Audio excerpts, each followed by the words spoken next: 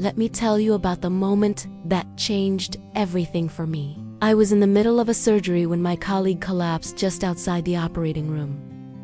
62 years old, one of the most brilliant cardiologists I had ever known. His wife was standing 20 feet away, and she froze, completely froze, because she had no idea what to do. He survived, but he lost 4 years of his memory. For years.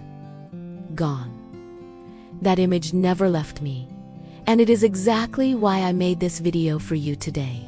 I am a cardiothoracic surgeon with over 25 years in cardiovascular medicine. I have operated on human hearts. I have held lives in my hands, literally. And I will tell you this, with complete certainty, stroke is the most preventable tragedy I have witnessed in my entire career. Not preventable in the sense that it never happens, but preventable in the sense that the damage does not have to be as devastating as it so often is. Here is what most people do not know. Stroke is the 5th leading cause of death in the United States. And for adults over 60, it is one of the leading causes of permanent disability. Every single year, nearly 800,000 Americans have a stroke. That is one person every 40 seconds. And roughly 2/3 of stroke survivors are left with some form of lasting impairment, difficulty walking, speaking, or remembering the faces of people they love. Those are frightening numbers. But here is what frightens me even more as a physician. The average time between a person noticing their first stroke symptom and actually calling for help is over 30 minutes. 30 minutes. In stroke medicine, we have a saying, time is brain. Every single minute without treatment, a person loses nearly 2 million neurons. 2 million. 2 million. By the time 30 minutes have passed, 60 million brain cells are already gone forever. And why do people wait? I have asked hundreds of patients and families this exact question. The answers are always the same. I thought it would pass. I did not want to make a fuss. I was not sure if it was serious. I understand that, especially for people who were raised to be self-sufficient and not to burden others. I deeply respect that. But stroke is the one situation in medicine where waiting is the most dangerous decision you can make. Here is something that completely changed the way I think about stroke. And I believe it will change the way you think about it too. When a stroke happens, a blood vessel in the brain either bursts or gets blocked. Blood stops flowing to part of the brain, and brain tissue, unlike muscle or skin, does not recover well from oxygen deprivation. It starts dying within minutes. But here is the part that gives me real hope. Right around the damaged area, there is a zone we call the penumbra. Think of it like the edge of a fire. The center is already burning, but the edges are still salvageable. Those cells are injured and struggling, but they are still alive. If blood flow is restored quickly enough, many of them survive. That is the brain you get to keep.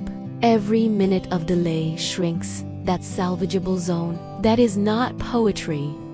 That is neuroscience. Now, you may have heard of fast face drooping, arm weakness, speech difficulty, time to call. It is a good system, but it is not complete enough, especially for adults over 60. So, let me give you the expanded version. At BioWell Hub, we call it Be Fast.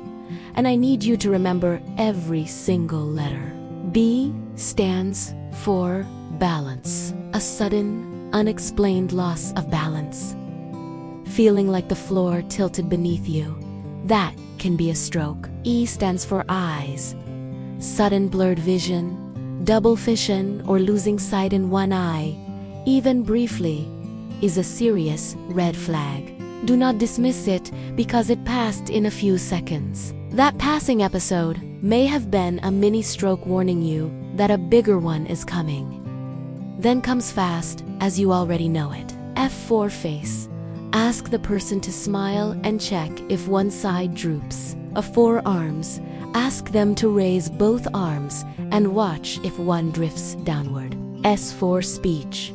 Ask them to repeat a simple sentence and listen for anything slurred or strange. T for time, which means you call emergency services immediately. And I will add one more that does not fit the acronym, but matters enormously. A sudden, severe headache that feels like something exploded inside your skull can signal a hemorrhagic stroke. Do not lie down and hope it passes. Now, once you have made that call, here is exactly what to do with your body while you wait. Sit or lie down carefully. Do not stay standing. Position yourself on your side, not flat on your back, because stroke can affect swallowing, and lying flat increases the risk of choking. Do not eat, drink, or take any medication, not even water, not even your morning aspirin. And this is critical.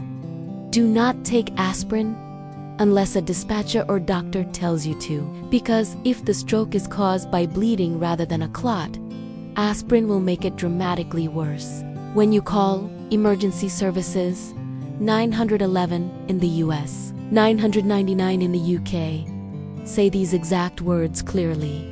I think I am having a stroke. Those specific words activate a stroke protocol in most emergency systems.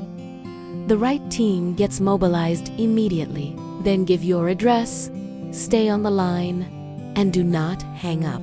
If you live alone, unlock your front door before you sit down, because paramedics lose precious minutes behind a locked door. Also, note the exact time your symptoms began. That single piece of information determines which treatments are available to you at the hospital. Here is the truth I want to leave you with today. The brain you have right now, your memories, your personality, your ability to recognize the faces of people you love, that brain is fragile, and it depends more than almost anything else on what you do in the minutes before medical help arrives. The medicine is ready. The technology is ready. The only question is whether you get there in time for it to work. That window does not open at the hospital. It opens the moment you recognize something is wrong and pick up the phone. You now have the knowledge that can make that difference. Use it.